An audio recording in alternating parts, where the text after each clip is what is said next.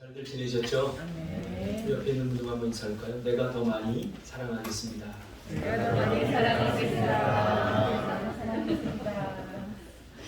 이 말을 곱씹어 보면 정말 천국의 언어 같아요. 내가 더 많이 사랑을 받으려고 하다 상처를 입는데 내가 더 많이 사랑을 하려고 하면 절대 상처 입지 않습니다. 전부를 주고도 더 주고 싶고 모든 걸 다 주고도 조금도 아깝지 않은 그런 마음이 예수님의 마음이고 그 마음이 여러분 안에 담겨져 있습니다. 그래서 여러분 서로를 그런 모습으로 우리가 연약하지만 서로 바라보았으면 좋겠습니다. 오늘 이 말씀 중심에서 흉내내지 말고 참여하라 라는 제목으로 하나님 말씀 증거합니다. 우리는 저번 주에 구원받음과 구원 누림에 관해서 살펴봤습니다. 이미 구원받았지만 구원을 누리지 못하는 사람들이 참으로 많이 있습니다. 이것은 제가 목회 현장에서 또 부교육자로 오랫동안 생활하면서 실제로 많이 경험한 이야기입니다. 그 이유가 무엇일까요? 자꾸 육신의 문제로 구원을 다루고 취급하려고 하기 때문에 그렇습니다. 구원은 십자가의 은혜로 하나님의 사랑으로 구원을 받아놓고는 삶은 육신의 문제로 자꾸 접근을 하기 때문에 구원의 은혜와 구원의 축복을 누리지 못하는 경우가 참 많습니다. 요한복음 6장 33절 말씀처럼 육은 무익합니다. 육의 힘으로는 성경의 요구대로 절대로 살아갈 수 없습니다. 그래서 육의 요구대로 자꾸 살려고 하면 자기의가 자꾸 드러나게 되어 있습니다. 자기애만 더 깊어질 뿐입니다. 그래서 로마서 8장 7절에 육신의 생각은 하나님과 원수가 되나니 라고 말씀하고 있습니다. 그래서 육기에 속한 사람들이 열심을 내서 신앙생활을 하면 할수록 하나님과 더 가까워지는 게 아니라 하나님의 은혜 속으로 들어가는 것이 아니라 오히려 하나님과 점점 멀어지게 되어 있다는 것입니다.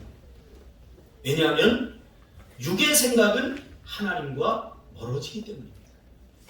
그래서 사도 바울도 로마서 7장에서 오호라 나는 곤고한 사람이다 라고 말하고 있습니다. 로마서 7장의 사도 바울의 고백을 우리는 반복할 뿐입니다. 내 육신의 힘으로 열심을 내어서 신앙생활하고 내 육의 모습으로 더 열정을 내볼수록 우리는 더 곤고해질 뿐입니다. 곤고해질 뿐입니다. 그래서 오호라 나는 곤고한 사람이다. 이렇게 계속해서 반복이 되는 거죠. 하나님이 우리를 구원하시되 어떤 모습으로 구원하셨죠? 죄를 짓지 않는 수준의 사람으로 구원한 것이 아니라 죄를 지어도 그 죄를 회개할 용서를 통해 해결을 받을 수 있는 사람의 수준으로 우리를 구원해 주셨습니다. 그래서 구원받았음에도 불구하고 우리는 여전히 문제투성입니다. 구원받은 사람이 왜 저래? 예수 믿는 사람들이 왜 저래? 세상 사람들은 이 논리를 모르기 때문에 그럴 수 있어요. 그러나 예수 믿는 사람들 서로서로는 그렇게 정죄하고 비난해서는 안 돼요. 왜? 하나님이 우리를 죄를 짓지 않는 수준의 완벽한 사람으로 구원한 것이 아니기 때문에 우리는 여전히 죄와 허물 가운데 살아가고 있다는 거예요.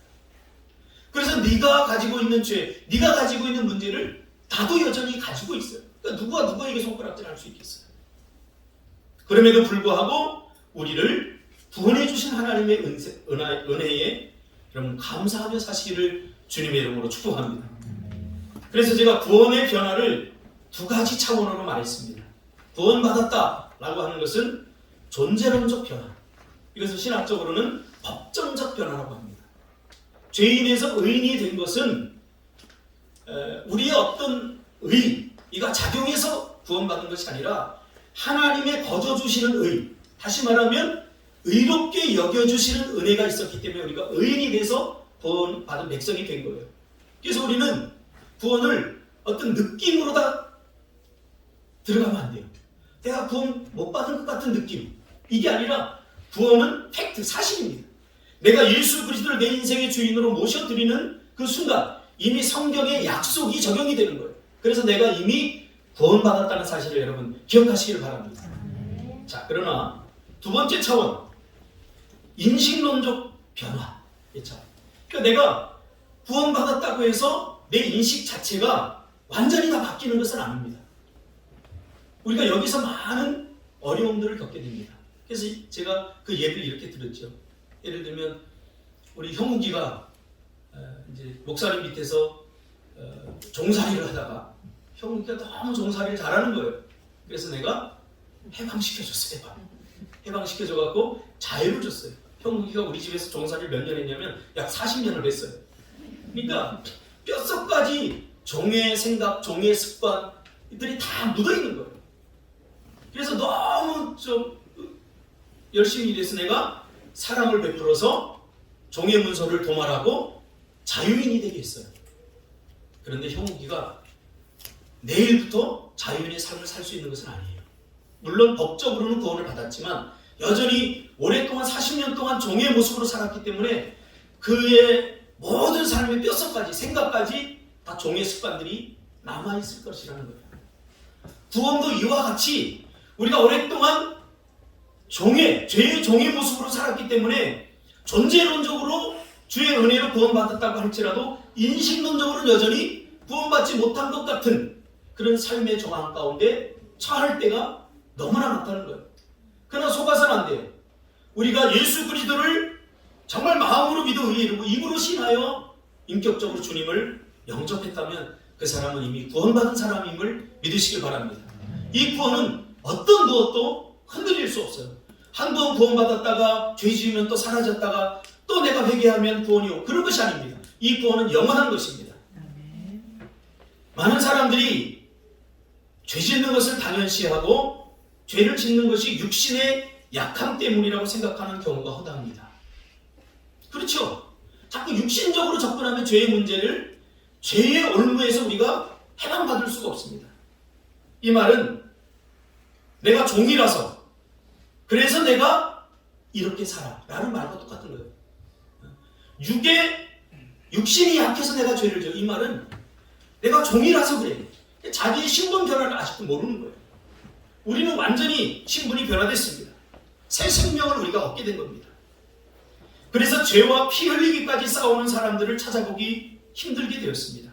죄를 짓고도 아무렇지도 않게 생각합니다. 죄가 우리 인간에게 불행을 가져다 주지 않았습니까? 요즘 보면 이사야처럼 화로가 나여 망하게 되었다라는 탄식과 절규 소리가 멈춘 지 오래입니다. 대신에 죄를 짓고도 화와 분노만이 존재합니다.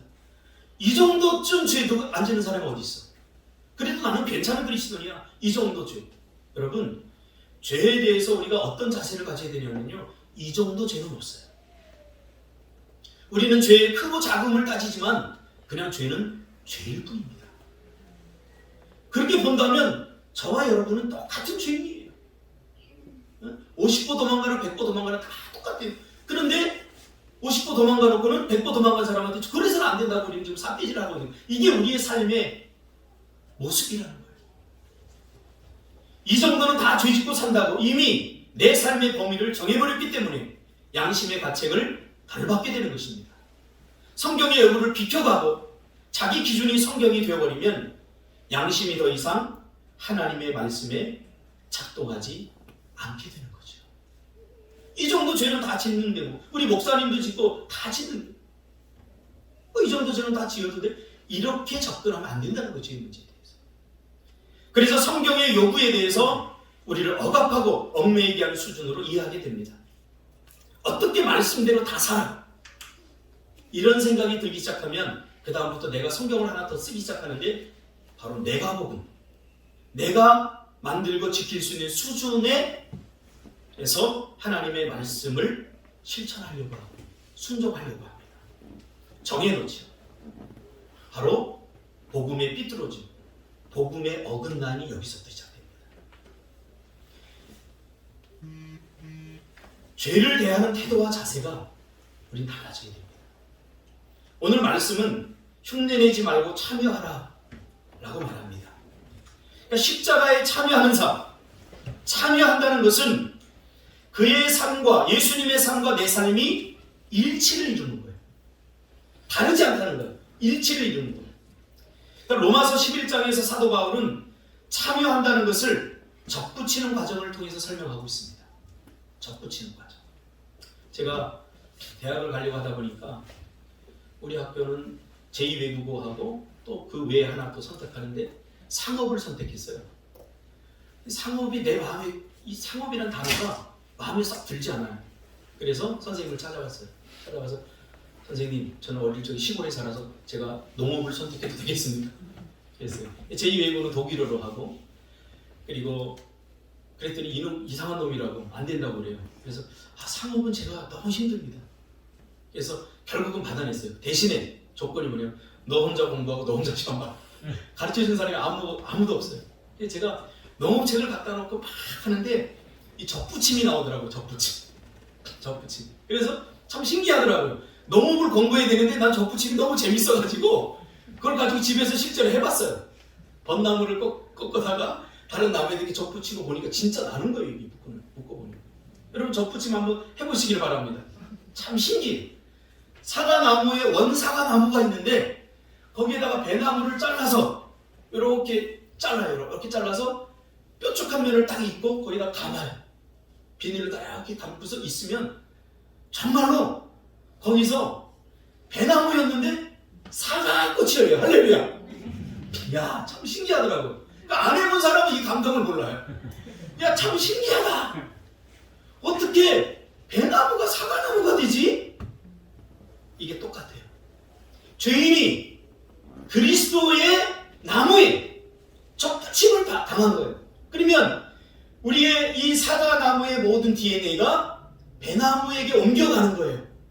양분도 이 배나무에 붙어있으면, 그 가지에 붙어있으면 배나무의 모든 근성은 다 사라져버려요. 배나무가 없어지는 거예요. 그리고 뭐가 나와요? 사과나무가 되는 거예요. 그러니까 이 원리는 내가 배나무가 되려고 애쓰고 힘쓸 이유가 하나도 없다는 거예요. 할렐루야. 그냥 붙어만 있어서 양분이 공급이 되면 사과 열매가 맺혀진다는 사실입니다. 사도 바울은 이와 같이 우리 구원을 지금 설명해 주고 있는 거죠. 우리가 예수님을 믿고 구원을 얻는 일에 대해서 그래서 요한복음 3장 16절은 이렇게 말씀하고 있습니다. 하나님이 세상을 이처럼 사랑하사 독생자를 주셨으니 이는 그를 믿는 자마다 멸망하지 않고 영생을 얻게 하려 하십니다. 지금까지 여러분들은 여기서 믿다, 믿어야 구원을 얻는다, 여기에 초점을 맞추느라고 이 요한복음 3장 16절이 말하려고 하는 정말 중심의 핵심을 놓쳐버리고 읽는 경우가 많습니다. 제가 이 본문을 헬라어로다가 분석을 해보니까 그를 믿는 자, 믿다보다 더 강조하는 말씀이 있더라고요. 그러니까 여기서 그를 믿는다 란 단순히 believes in Christ 이렇게 우리가 보통 많이 생각을 하는데 예수님을 믿는 자라는 의미가 믿다에 초점을 맞추지 않고 believes into Him입니다. 이게 무슨 말이냐면 단순히 믿다가 아니라 믿어서 그 안으로 들어가다 그 뜻이에요. 여러분 놀랍지 않습니까? 그러니까 믿으려고 하다 보니까 자꾸 내가 믿으려고 하는 거예요. 그러나 우리는 이미 믿어서 그 안으로 들어간 자들이에요. 할렐루야. 그래서 예수와 내가 접붙임을 받고 그와 내가 하나 된 거예요. 예수가 내가 되고 내가 예수가 된 거죠. 어떤 분이 저한테 그래요. 목사님 예수님 같아요. 말도 안 되죠. 제 삶을 저하고 한번 단 2시간만이라도 살아보면 이 날강도 같은 놈아 이런 이야기가 나올 거예요. 겉모습을 보면 제가 가끔 예수님처럼 보일 때도 있어요. 제 제자가 어느 날인가 그래요. 목사님 예수님 같아요. 그래서 닥쳐 그랬어요. 제가 말도 안 되는 소리가 없어요. 제가 근데 그 이야기를 제가 가만히 듣다 보니까 이거 맞아요. 내가 보기에 나는 예수님 발꿈치도 못 따라가지만 예수와 내가 하나 된 거예요. 할렐루야. 옆 사람을 보세요. 누구처럼 보여요? 예수님처럼 보여야 돼요. 여러분이 인정하든 인정하지 않든 우리는 접붙임 받는 사람들이에요. 아멘. 할렐루야. 아멘. 그러니까 법정적으로는 하나님의 아들임에도 불구하고 인식론적으로는 죄에 대해서 우리가 대수롭지 않게 생각하기 때문에 예수 안에 들어갔다는 사실. believes into Him. 예수를 믿어 그 안으로 들어간 사람들임을 우리가 늘 망각하고 살아가는 거예요. 그래서 고린도전서 6장 17절에서 주와 합하는 자는 한 영이니라 라고 말씀하고 있습니다. 이런 이야기가 나오면 아멘이 돼야 돼요. 저는 너무 감동이 돼요. 주와 합하여 합하는 자는 한 영이 되었다는 거예요. 뭐가 부정된 거예요? 내 더럽고 추악한 냄새나는 내 옛 자아가 다 부정된 거예요. 십자가로 말미암아 깨끗이 씻어지고 말도 안 되게 내가 하나님의 사람이 된 거예요. 하나님의 사람. 아멘. 새롭게 된 거예요. 아멘. 주변 사람들이 나를 보고도 성격 개떡같아도 그렇게 살면 안 돼. 그래도 나는 하나님이 새롭게 만들어주신 사람이라는 사실이에요. 이게 복음의 은혜예요. 그러므로 열매는 내가 맺는 것이 아니라 맺혀지는 거예요. 열매를 맺으려고 막 애쓰고 힘쓰는 것이 공로가 되고 종교화가 되는 거죠. 얼마나 힘듭니까? 오늘 대한민국의 많은 그리스도인들이 종교적인 삶을 사는 이유가 뭔지 아세요? 자꾸 열심히 뭔가 하라고 그러니까. 죄송합니다. 첫째는 목사들이 그렇게 강의를 했어요. 우리 교회는 절대 자기 열심으로 열심히 내지 말기를 바랍니다. 대신에 은혜를 많이 받으세요. 하나님이 주신 복음의 은혜들을 누리세요. 그러다 보면 뭔가 하고 싶으면 그때 하세요. 아무것도 안 해도 우리 교회는 잘 굴러가요. 할렐루야. 지금도 여러분 아무것도 안 하잖아요. 근데 잘 굴러가잖아요. 도대체 뭐가 문제예요? 뭐가 문제예요? 목사 마음에 안 들면 바꾸세요. 아무것도 안 해도 잘 돼요. 뭘 자꾸 하려고 하지 마세요. 대신에 정말 하나님의 은혜가 조금이라도 느껴지면 잔디라도 와서 풀이라도 한번 먹고 그렇게 하세요. 그렇게 안 한다고 제가 뭐라고 하지 않아요. 혹시 제가 뭐라고 그래도 그냥 한 귀로 듣고 흘려버리면 되는 거예요. 그러므로 열매는 내가 맺는 것이 아니라 맺혀지는 것입니다. 내가 그 안에 거하기만 하면 구원의 누림은 바로 이 논리와 맞닿아 있습니다. 우리가 예수를 내 인생의 구주, 내 생명의 주인으로 받아들인 후, 즉 접붙임을 한 후, 옛 가지, 옛 생명과의 관계는 철저하고 완전하게 지속적으로 단절되어 있다는 사실을 기억하시기 바랍니다.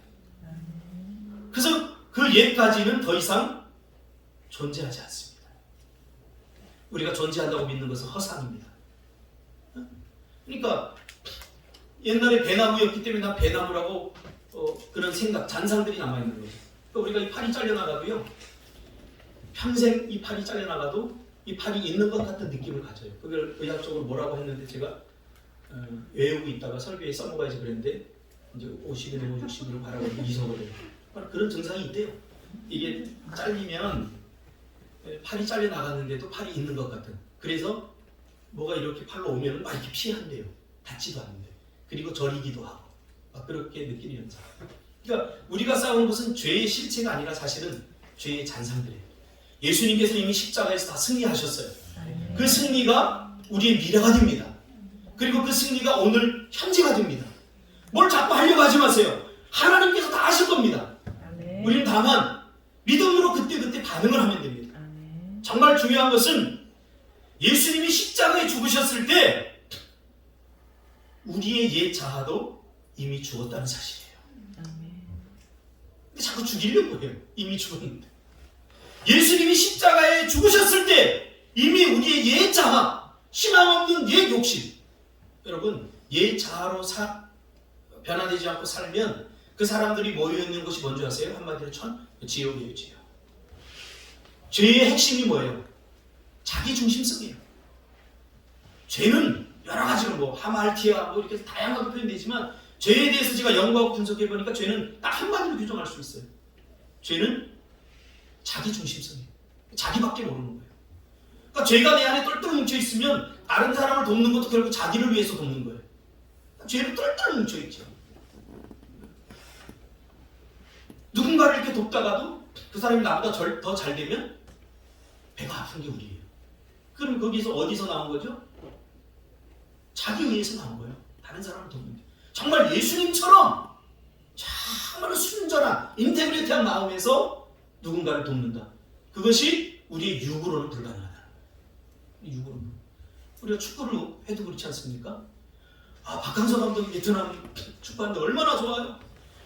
제가 막 가슴이 뛰어요. 야, 대단하다. 근데 베트남하고 우리나라하고 할 때 베트남이 잘하는 저 새끼 왜 이렇게 잘하지? 응원이 안 되죠. 이게 자기이라는 거예요. 십자가에서 예수님의 그 육신의 생명이 꺾여질 때 우리의 생명도 이미 꺾여진 것입니다. 예수를 믿는다는 것은 옛 자아가 이미 죽었다는 것입니다. 여러분 죽었습니다. 옛 육신에 속한 내가 죽고 새 생명으로 다시 태어난 것입니다. 이것이 존재론적 변화예요. 근데 존재론적으로 변했는데 인식론적으로는 아직도 옛 자아들, 옛 습성들 그런 것들이 여전히 남아서 나를 구원받지 못한 것 같은, 내가 새로워지지 못한 것 같은 그런 잔상들로 사단을 자꾸 우리를 공격하는 거죠. 그래서 사도 바울은 양자되었다라고 표현합니다. 준석 집사를 내가 양자 삼았어요. 아버지 해봐. 아버지. 비정상이에요. 이게 잘 안 나와. 처음부터 잘 안 나와. 비정상. 아저씨 막 이러다가 야 내가 네 아버지야 믿어. 그러면 계속해서 의심해요. 정말 얘가 내 아버지인가? 정말 아버지처럼 대해준가? 뭐 때로는 잘못도 해보고 말썽도 피워보고 그러다가 내가 진 마음을 다하는 그 아버지의 사랑을 보이면 그때서야 아버지구나 라고 인식하게 되는 거죠. 이게 우리 신앙의 여정이에요. 우리가 하나님을 믿지만 정말 의심할 때가 얼마나 많습니까? 이분이 정말 살아계신가? 우리 인생의 고난과 어려움이 오면 정말 신이 있기는 한 건가? 또 그런 의심을 하고 나면 또 굉장히 미안해요 하나님한테. 그렇죠? 근데 의심해도 돼요. 저도 의심 많이 하거든요. 여기에 이 땅을 사놓고 이거 해놓고 이거 갚아야 되는데 내일 갚아야 되는데 돈 한 푼이 없는 거예요. 그럴 때 하나님에게 지금 뭐라는 줄 아세요? 너무하십니다.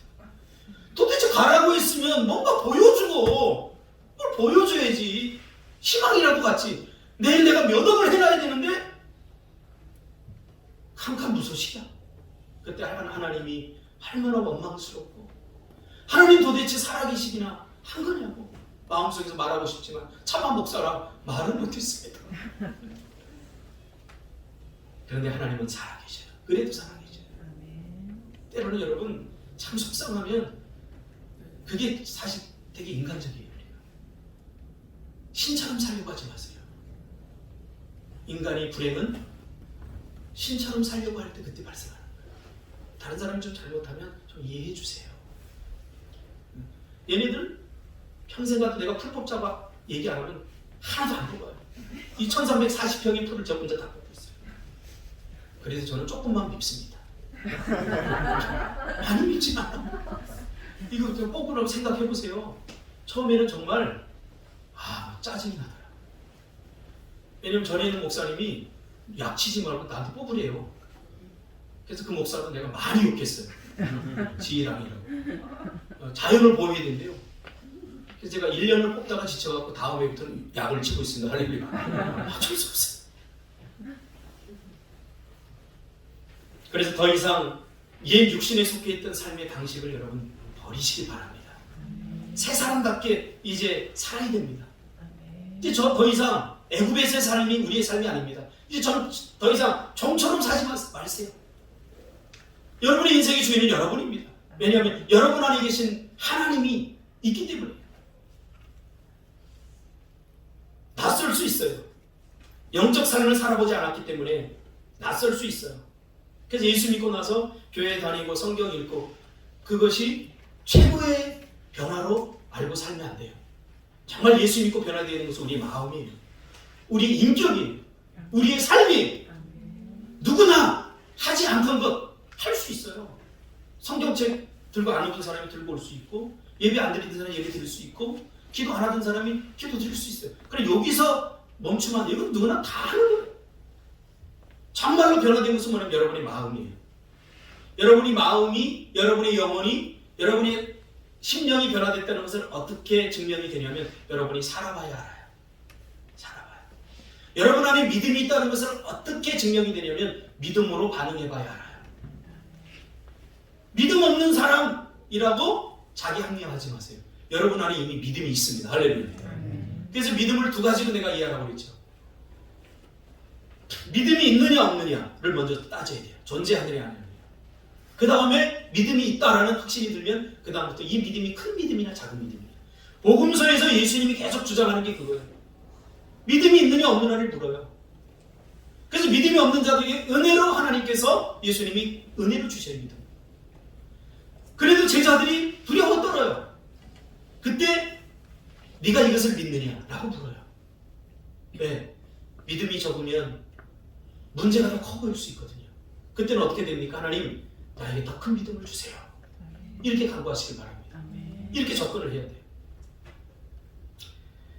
우리의 삶은 성경이 기반이 되어야 합니다. 내 마음의 요구가 아니라 성경을 관통한 내 마음에 집중을 해야 됩니다. 그러나 옛 삶의 방식들이 여전히 현재의 변화된 믿음 안에서 새로워진 새 생명의 삶을 자꾸 방해하고 있습니다. 옛 자아가 이미 죽은 것입니다. 죽이려고 노력하지 마세요. 이미 죽은 것입니다. 이것을 인정하지 않으면 결코 이미 받은 구원의 은혜를 우리가 누릴 수 없게 되는 것이죠. 왜냐하면 육신의 생각은 하나님과 원수가 되는 상황을 자꾸 만들기 때문입니다. 본질적으로 내가 죽었다. 이것을 받아들여야 됩니다. 여러분이 이미 죽었습니다.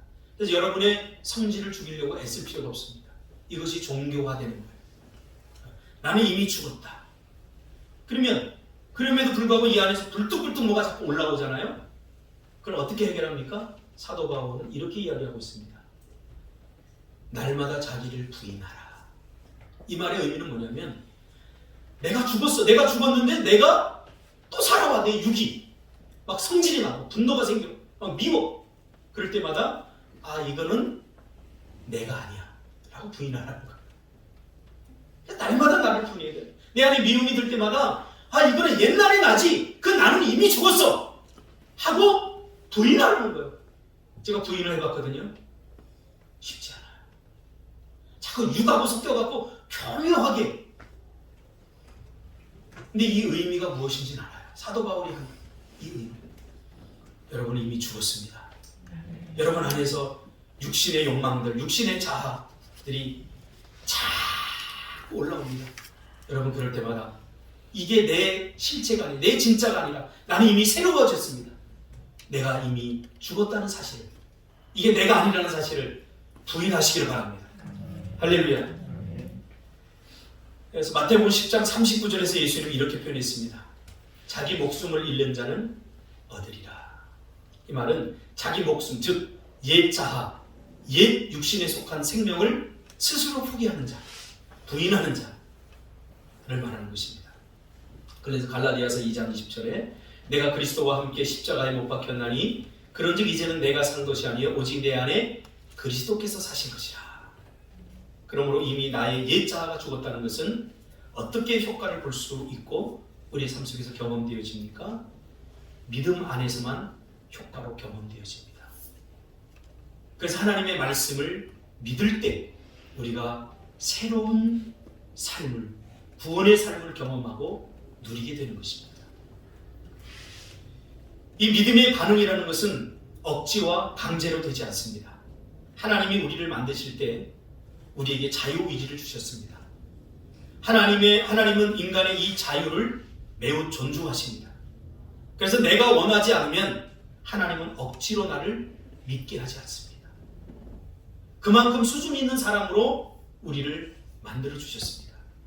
인간에게 자유의지를 주셨다는 것은 자유라고 하는 영역은 원래 신의 영역입니다. 인간이 뭐 어떻게 자유할 수 있겠습니까? 죄인이니까요. 원래 자유라고 하는 것은 신의 영역, 하나님의 것입니다. 그러나 인간에게 자유라고 하는 권리를 특권으로 우리에게 주신 것입니다. 그러나 이것을 인간에게 주셨죠.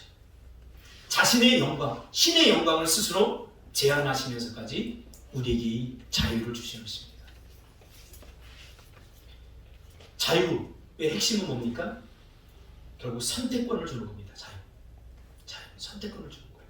참 자식 키우기가 쉽지 않아요. 하루에도 한 100번 이상을 얘들아 공부해야지 이 말을 하고 싶은데 제가 참습니다. 정말로 하고 싶어요. 그러나 참아요. 왜? 저 아이들의 자유권을 내가 박탈할 수도 있기 때문에. 사람이 참 살만하게 행복하다. 이런 느낌은 자유가 주는 거예요. 자유. 내가 뭐든지 선택할 수 있다. 라고 할 때 참 행복하다. 이 자유를 박탈당하면 그 사람은 절대 행복을 누릴 수 없어요. 행복을 누릴 수 없어요. 저도 우리 집사람에게 하고 싶은 말이 많아요. 반찬을 좀 만나게 해주세요. 뭐 이거 많이 하고 싶은데 그러면 저 여인의 자유권을 내가 박탈하는 거기 때문에 그런데 주는 대로 먹고 있습니다.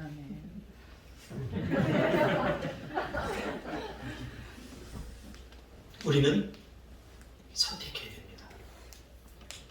우리 안에서 계속 옛 잔상으로 남아있는 육신의 욕망들, 옛 자아, 습관화된 이미 익숙해져 있는 옛 자아의 영향을 선택할 것인가? 아니면 그리스도의 말씀을 선택할 것인가? 여기서 구원을 누리며 살 것인가? 아니면 죄에 눌려 살 것인가가 결정되는 거예요. 우리는 이미 충분히 말씀을 선택하며 살 수 있어요. 그런데도 자꾸 합리화해요. 육신이 약해서. 이 말은 뭐냐면 내가 종이라서. 종이 아니에요. 그리스도를 택하면 자연스럽게 열매가 맺혀지게 되는 것입니다. 그래서 로마서 8장 5절에 육신을 따르는 자는 육신의 일을, 영을 따르는 자는 영의 일을 생각하느니 13절에 내가 육신대로 살면 반드시 죽을 것이로되 영으로서 몸의 행실을 죽이면 살리니 14절에 무릇 하나님의 영으로 인도함을 받는 사람은 곧 하나님의 아들이라. 그러면서 갈라디아서 5장 19절 그럼 육체는 뭐냐? 육체의 일에 대해서 열거하고 있습니다. 메시지 성경으로 번역된 것을 제가 읽어드리겠습니다. 육체가 하는 일은 분명합니다. 곧 음행과 더러운 음란과 우상 섬기기와 마술과 미움과 다툼과 질투와 화내기와 이기심과 편가르기와 분열과 시기와 술 취하기와 흥청거리는 잔치와 같은 것들입니다. 전에도 경고했고 이제도 경고했지만 이제 다시 경고합니다. 이런 일을 하는 사람은 하나님의 나라에 들어가지 못합니다.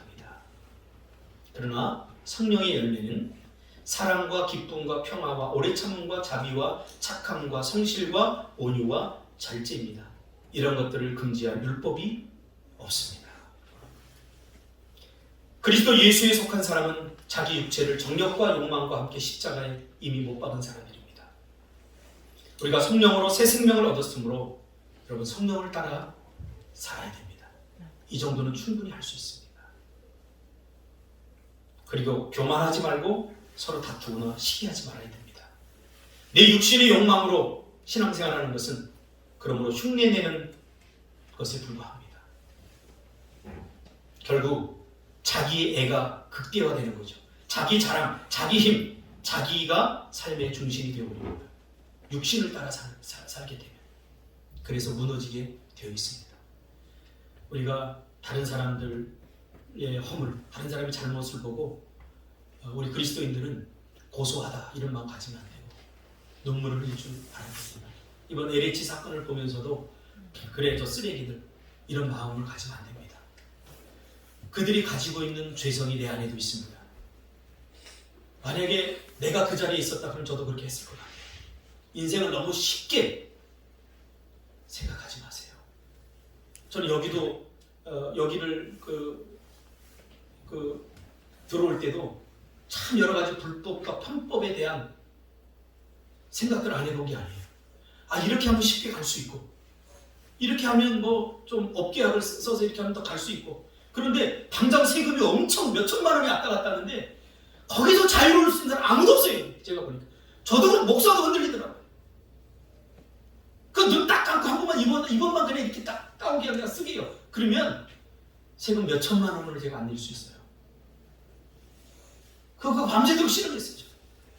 이것뿐인가요? 여러분 우리 인생을 너무나 쉽게 생각하지 마세요. 다른 사람의 잘못을 너무 쉽게 생각하지 마세요.